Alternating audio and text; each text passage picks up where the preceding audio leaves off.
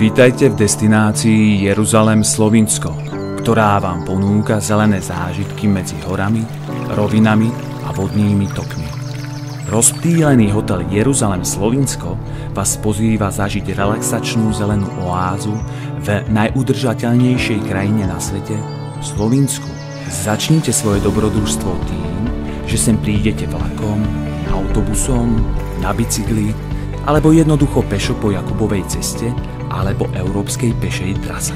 Destinácia Jeruzalem Slovinsko je známe svojou vynikajúcou kuchyňou a vynikajúcimi vínami. Sme hrdí na stáročnú tradíciu miestnych remesiel, ktorú si ctíme. Môžete tu piť vodu z vodovodu, prechádzať sa bosí po trávniku a vychutnávať si pohár dobrého vína. Naše ubytovanie je navrhnuté aj s ohľadom na budúce generácie.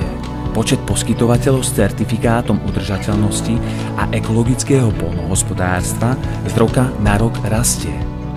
Popri ďalších ekologických podujatiach a aktivitách oslavujeme našu najväčšiu udalosť – Deň svätého Martina, ktorý sa koná v novembri.